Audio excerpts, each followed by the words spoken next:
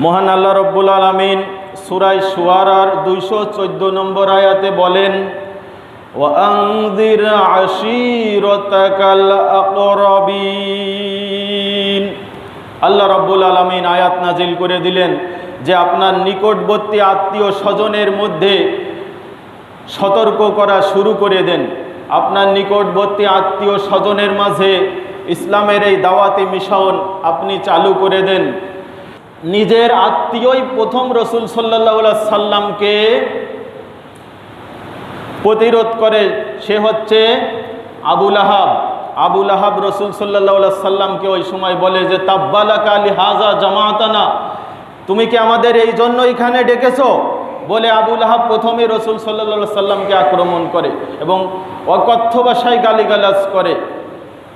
দেখেন রাসূল সাল্লাল্লাহু আলাইহি সাল্লামে যে 10 জন মতান্তরে 12 জন আরও চাচা ছিল, তার ভিতর থেকে আমরা আগের দিন বলছিলাম আমরা চিনি মাত্র কয়জনের, আমরা 5 জনের চিনি। তার ভিতরে মুসলমান হয়েছিলেন 2 জন, একজন হচ্ছে হযরত হামজা রাদিয়াল্লাহু এবং হযরত আব্বাস রাদিয়াল্লাহু, আর 2 জনের চিনি আমরা কাফের হওয়ার কারণে, একজন হচ্ছে হযরত আবু তালিব আর একজন হচ্ছে রাসূল সাল্লাল্লাহু আলাইহি সাল্লামের এই যে আপন চাচা আবু লাহাব।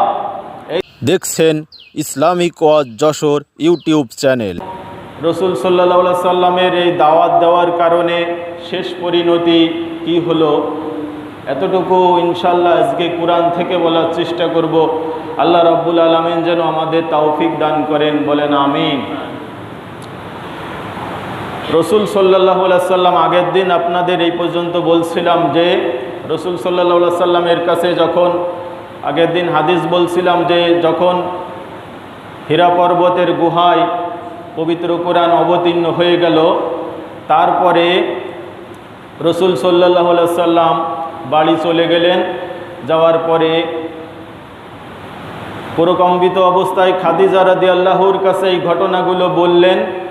তারপরে খাদিজা রাদিয়াল্লাহু তার চাচাতো ভাই, ওই সময় তাওরাতের বড় পণ্ডিত ওয়ারাকা বিন নওফেলের কাছে রাসূল সাল্লাল্লাহু আলাইহি সাল্লামকে নিয়ে গেলেন। উনি কিছু ভবিষ্যৎবাণী করছিলেন। তার একটা ভবিষ্যৎবাণী যে মক্কার লোকেরা আপনাকে এই মক্কায় থাকতে দেবে না, তারা আপনাকে এই মক্কা থেকে বিতাড়িত করবে। এই ভবিষ্যৎবাণীটা পরবর্তীতে এসে রাসূল সাল্লাল্লাহু আলাইহি সাল্লামের জীবনে ঘটে যায়। আমরা এই পর্যন্ত আজকে আলোচনা করব। আল্লাহ রাব্বুল আলামিন যখন রাসূল সাল্লাল্লাহু আলাইহি সাল্লামের পরে কুরআন অবতীর্ণ শুরু করলেন, আল্লাহ রাব্বুল আলামিন প্রথম তার নিকট আত্মীয় যারা আছে, চাচা, নিজের ফুফু, নিজের দাদা, এরকম নিকট আত্মীয় যারা আছে তাদের কাছে প্রথম ইসলামের দাওয়াত দেওয়ার কথা আল্লাহ রাব্বুল আলামিন বললেন। রাসূল সাল্লাল্লাহু আলাইহি সাল্লাম সেই মিশন অনুযায়ী প্রথম দাওয়াত শুরু করলেন নিজের পরিবার থেকে। মহান আল্লাহ রাব্বুল আলামিন সূরা শুআরার 214 নম্বর আয়াতে বলেন, ওয়াআনযির আশীরাতাকাল আকরাবিন। আল্লাহ রাব্বুল আলামিন আয়াত নাজিল করে দিলেন যে আপনার নিকটবর্তী আত্মীয় স্বজনের মধ্যে সতর্ক করা শুরু করে দেন। আপনার নিকটবর্তী আত্মীয় স্বজনের মাঝে ইসলামের এই দাওয়াতি মিশন আপনি চালু করে দেন। রাসূল সাল্লাল্লাহু আলাইহি সাল্লাম ওই সময় সৌদি আরবের একটা রীতি ছিল, যদি কেউ কোনো ঘোষণা, বর্তমান যেমন মিডিয়ায় সংবাদ সম্মেলন করা হয়, ঠিক ওই সময় তো ওই মিডিয়া ছিল না, সাংবাদিক সম্মেলনের কোনো ব্যবস্থা ছিল না। তাই ওই সময়ের পদ্ধতি ছিল, যদি কেউ কিছু সমাজের লোকদের নিয়ে বলতে চায় তাহলে সে পরের দিন সকালে প্রত্যুষে একটা কাপড় উড়িয়ে দেবে এবং লোকদেরকে ডাক দিবে। তখন লোকরা সেখানে হাজির হবে, তখন সে যে কথাগুলো বলতে চায় সেই কথাগুলো বলে দেবে। রাসূল সাল্লাল্লাহু আলাইহি সাল্লামও সেই সময় সেই মিডিয়া, সেই মাধ্যম ব্যবহার করলেন। রাসূল সাল্লাল্লাহু আলাইহি সাল্লামও কুরাইশদের যত গোত্র ছিল, নিকটবর্তী যত গোত্র ছিল, সব গোত্রকে রাসূল সাল্লাল্লাহু আলাইহি সাল্লাম ডাক দিলেন এবং তারা সাফা মারওয়ার সাফা পাহাড়ের পাদদেশে সবাই হাজির হয়ে গেল। এমনই সময় রসুল সাল্লাল্লাহু আলাইহি সাল্লাম তাদের লক্ষ্য করে বললেন যে আমি যদি বলি এই পাহাড়ের পাদদেশে তোমাদের শত্রু বাহিনীগুলো অপেক্ষা করছে, তোমাদের এক্ষুনি আক্রমণ করে তোমাদেরকে শেষ করে দেবে, তোমাদের লণ্ডভণ্ড করে দিবে, তোমরা কি এটা বিশ্বাস করবে? তখন এক বাক্যে সকল কুরাইশ গোত্রের লোকজন ওই সময় বলে উঠল, অবশ্যই তোমার কথা বিশ্বাস করব, কারণ তুমি তো জীবনে কখনো মিথ্যা কথা বলোনি, তোমার কথা মিথ্যা হওয়ার কোনো সম্ভাবনা নেই।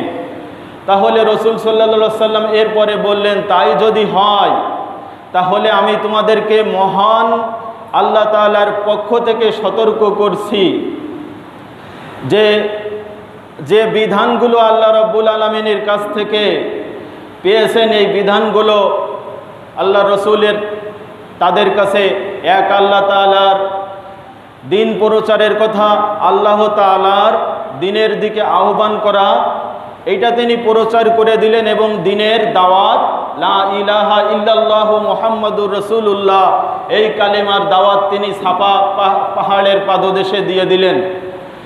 দেওয়ার পরে নিজের আত্মীয়ই প্রথম রসুল সাল্লাল্লাহু আলাইহি সাল্লামকে প্রতিরোধ করে, সে হচ্ছে আবু লাহাব। আবু লাহাব রসুল সাল্লাল্লাহু আলাইহি সাল্লামকে ওই সময় বলে যে তাব্বালাকা লিহাযা জামাআতানা, তুমি কি আমাদের এই জন্য এখানে ডেকেছো?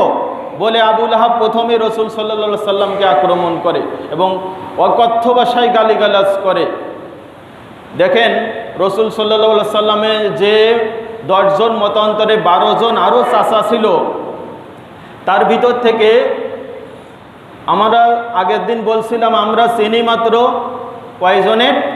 আমরা 5 জনের চিনি। তার ভিতরে মুসলমান হয়েছিলেন 2 জন, একজন হচ্ছে হযরত হামজা রাদিয়াল্লাহু এবং হযরত আব্বাস রাদিয়াল্লাহু, আর 2 জনের চিনি আমরা কাফের হওয়ার কারণে, একজন হচ্ছে হযরত আবু তালিব আর একজন হচ্ছে রসুল সাল্লাল্লাহু আলাইহি সাল্লামের এই যে আপন চাচা আবু লাহাব। এই 2 জন কাফেরের কারণে আমরা চিনি, আর রসুলুল্লাহ সাল্লাল্লাহু আলাইহি সাল্লামের পিতাকে আমরা চিনি। রসুল সাল্লাল্লাহু আলাইহি সাল্লামের পিতা হওয়ার কারণে এই 5 জনের নাম আমরা সমস্ত বিশ্বে পরিচিত এবং সবাই চেনে, কিন্তু আর বাকি যারা আছে তাদেরকে অনেকেই নাম জানে না এবং তাদের জানারও প্রয়োজন হয় না। যে কথা বলছিলাম যে আবু লাহাব কিন্তু আপন চাচা ছিল, আর এই আবু লাহাবই রসুল সাল্লাল্লাহু আলাইহি সাল্লামকে প্রথম দাওয়াতের মিশনে বাধা দেয়। অথচ আবু জেহেল দূরবর্তী চাচা হওয়ার কারণে আবু জেহেল কিন্তু ওই সময় নেতা ছিল না, ওই সময় নেতা ছিল রসুলের আপন চাচা আবু তালেব। আবু তালেব মৃত্যুবরণ করার পরে গিয়ে আবু জেহেল বড় নেতা হয়, এর আগে কিন্তু আবু তালেব ছিল বড় নেতা। রসুল সাল্লাল্লাহু আলাইহি সাল্লাম যে সময় কালেমা পড়াতে গিয়েছিলেন, আবু লাহাব যারা আছে কাফের তারাও কিন্তু ওই সময় উপস্থিত হয়েছিল, যে সময় আবু তালেব মারা যাচ্ছিল। রসুল সাল্লাল্লাহু আলাইহি সাল্লাম যখন কালেমা পড়তে বলেন যে তুমি শুধু এতটুকু বলো যে লা ইলাহা ইল্লাল্লাহ মুহাম্মাদুর রাসূলুল্লাহ, এটা না বললেও হবে, আমি এটা বুঝে নেব, তখন কিন্তু তারা বলছিল এই নেতা তুমি কি এই কালেমা পড়বা? মুহাম্মাদের ভয় দেয় মৃত্যুর সময়। তখন কিন্তু ওই আবু তালিব স্পষ্ট ভাষায় বলে দিছিল যে না, আমি আবু তালিব এই কালেমা পড়তে রাজি নয়, আর তার কপালে হিদায়েত নসিব হলো না। আল্লাহ রাব্বুল আলামিন সঙ্গে সঙ্গে রসুল সাল্লাল্লাহু আলাইহি সাল্লাম একটু মনে কষ্ট পেলেন, সাথে সাথে আল্লাহ রাব্বুল আলামিন আয়াত নাজিল করে দিলেন যে ইন্নাকা লা তাহদি মান আহবাবতা ওয়ালাকিন্নাল্লাহা ইয়াহদি মাইয়াশা ওয়া হুয়া আ'লামু বিল মুহতাদিন। আল্লাহ রাব্বুল আলামিন আয়াত নাজিল করে দিলেন যে আল্লাহ রাব্বুল আলামিন যাকে ইচ্ছা তাকে হিদায়াত দান করবেন। আপনি যাকে পছন্দ করেন তাকে আপনি হিদায়াত দিতে পারবেন না। আল্লাহ রাব্বুল আলামিন যাকে পছন্দ করেন শুধুমাত্র সেই হিদায়াত প্রাপ্ত হবে। ওহুয়া আলামু বিল মুহতাদিন, আর কে হিদায়াত প্রাপ্ত হবে, কে সুপথ প্রাপ্ত হবে, এটাই আল্লাহ রাব্বুল আলামিনই সবচেয়ে বেশি জানেন। যে কথা বলছিলাম, রসুল সাল্লাল্লাহু সাল্লাম প্রথম নিকট আত্মীয়দেরকে প্রথম দাওয়াত শুরু করলেন, আর নিকট আত্মীয়র ভিতরে আবু লাহাব সবচেয়ে প্রথম বেশি বাধা দিছিল। তারপরে রসুল সাল্লাল্লাহু সাল্লামের কাছে আবার নিকট আত্মীয় সম্পর্কে একটা আয়াত অবতীর্ণ হয়, কারণ আমরা সবচেয়ে পরিবারের নিকটবর্তী লোক, আর আমাদেরও উচিত প্রথম আমার পরিবারকে সতর্ক করা, তারপরে পাশে আসে গিয়ে দাওয়াতি কাজ করা বা তাদের সতর্ক করা। এ ব্যাপারে সূরা তাহরিমের 6 নম্বর আয়াতে আল্লাহ রাব্বুল আলামিন বলেন, ইয়া আইয়ুহাল্লাযীনা আমানু কু আনফুসাকুম ওয়া আহলিকুম নারা ওয়াকুদুহান নাসু ওয়াল হিজারা। আল্লাহ রাব্বুল আলামিন বলেন যে, হে ঈমানদারগণ, কু আনফুসাকুম ওয়া আহলিকুম নারা, তোমার নিজে বাঁচো এবং তোমার নিকটস্থ পরিবারকে দোজখের আগুন থেকে রক্ষা করো। ওয়াকুদুহান নাস ওয়াল হিজারা, আর এই দোজখের আগুন কি হবে? এই দোজখের জ্বালানি হিসেবে ব্যবহৃত হবে মানুষ এবং পাথর। এই সতর্ক রসুল সাল্লাল্লাহু আলাইহি সাল্লাম প্রথম নিজেদের মধ্যে, নিজের পরিবারের মধ্যে প্রথমেই অ্যালার্ট জারি করে দিলেন যে এই আমার পরিবার থেকেই দাওয়াত শুরু হলো, এবং এই আযাবের, এই শাস্তির কথা রসুল সাল্লাল্লাহু আলাইহি সাল্লাম প্রথম নিজের পরিবার দিয়ে, নিজের চাচাদের থেকে দাওয়াত দিয়ে শুরু করলেন।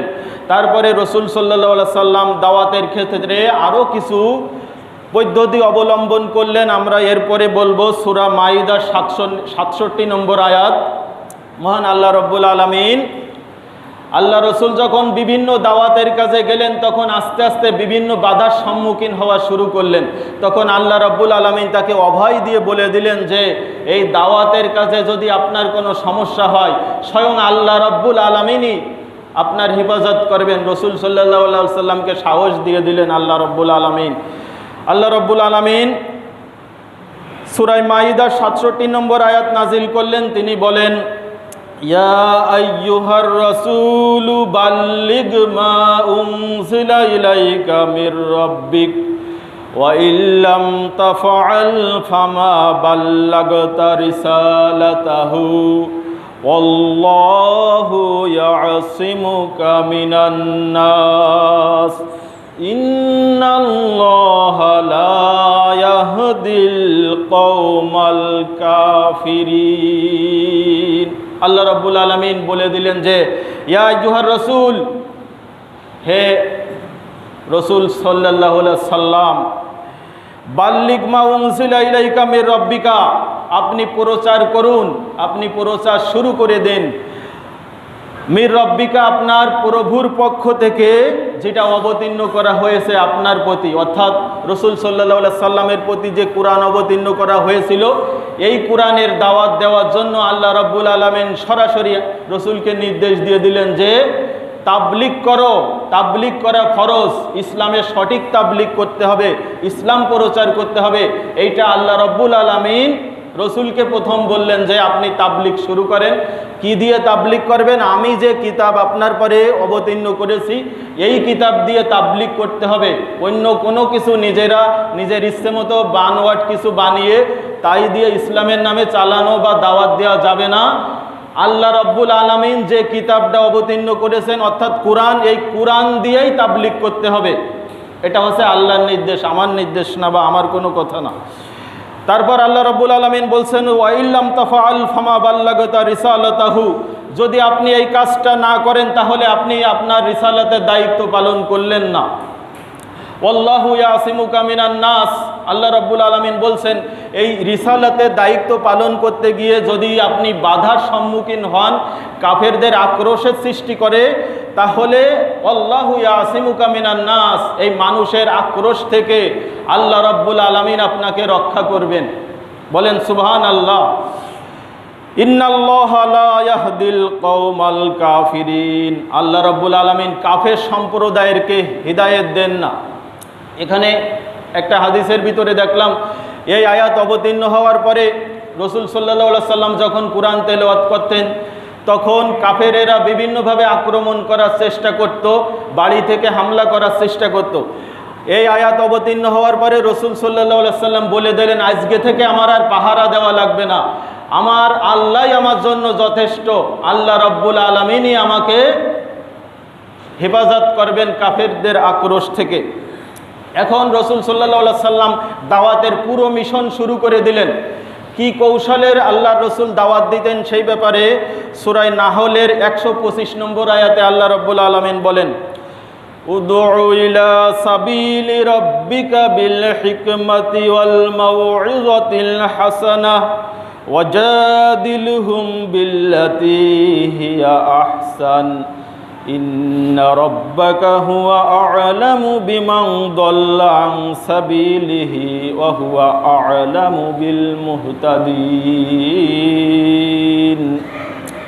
আল্লাহ রাব্বুল আলামিন আরেকটি আয়াত রাসূলের কৌশল, কিভাবে রাসূল সাল্লাল্লাহু আলাইহি সাল্লাম দাওয়াত উপস্থাপন করবেন, কিভাবে মানুষের সাথে তর্ক বিতর্ক করবেন, এই কৌশল জানিয়ে এই আয়াতটা অবতীর্ণ করে দিলেন।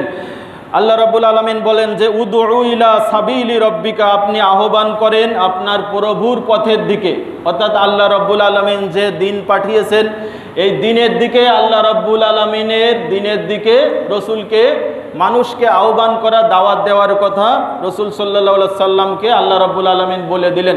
এই ক্ষেত্রে দুইটা কৌশল অবলম্বন করার কথা রসুল সাল্লাল্লাহু আলাইহি সাল্লামকে বললেন।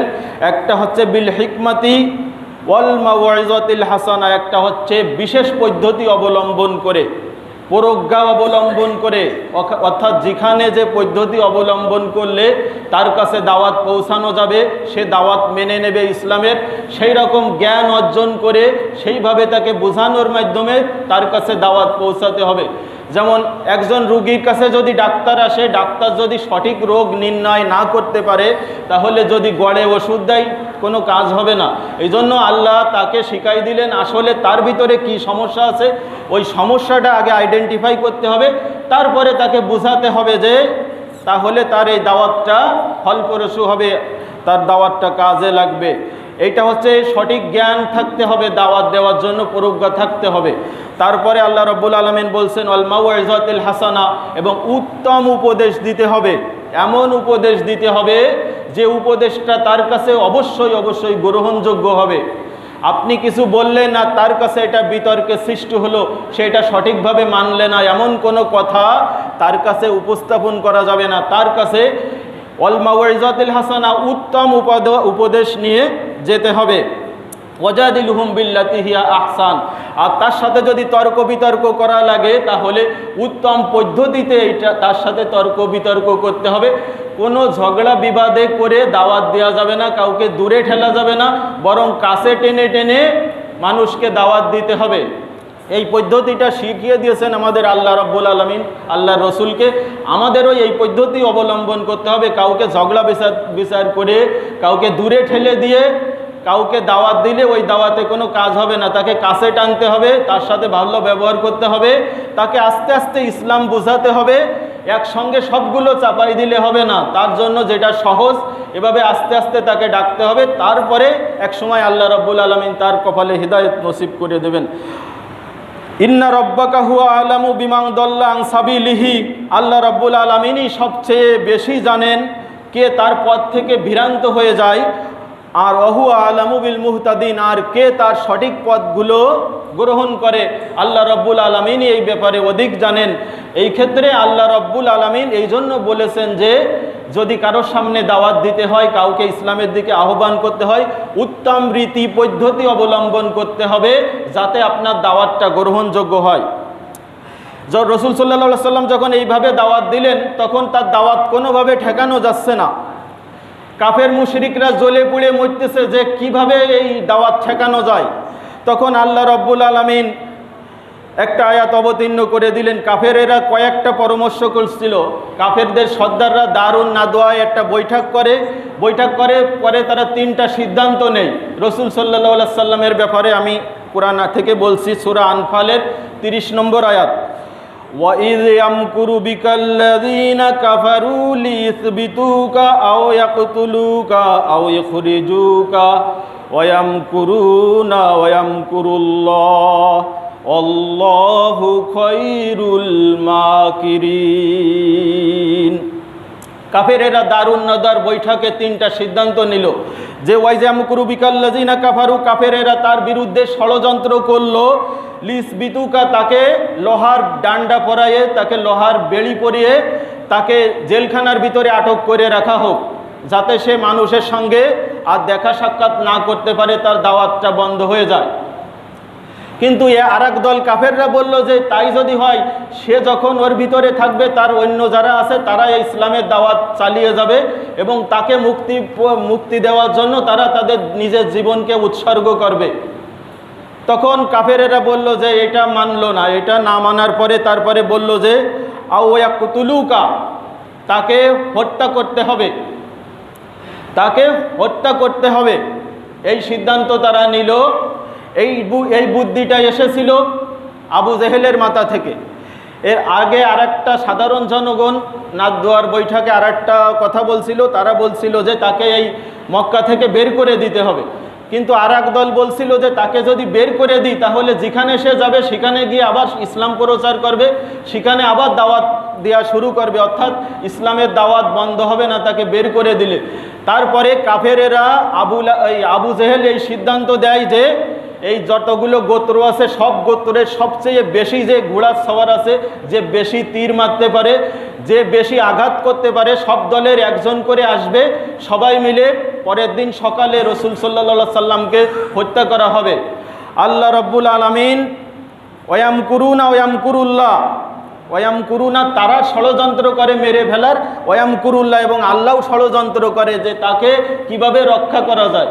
আল্লাহ রব্বুল আলামিন বলছেন যে আল্লাহু খায়রুল মাকিরিন, আল্লাহ তাআলাই হচ্ছে উত্তম কৌশলী, অর্থাৎ আল্লাহর রসুলকে তিনি কিভাবে বাঁচাবেন সেটা একমাত্র আল্লাহ তাআলাই জানেন। তারা যখন ঘোষণা করলে যে মুহাম্মদ সাল্লাল্লাহু আলাইহি সাল্লামকে মেরে ফেলতে হবে, তখন সেই দিন রাতেই আল্লাহ রাব্বুল আলামিন রসুল সাল্লাল্লাহু আলাইহি সাল্লামকে বললেন যে আপনি মক্কা থেকে মদিনায় চলে যান হিজরত করে। কাফেরেরা আর কিছুই করতে পারলো না।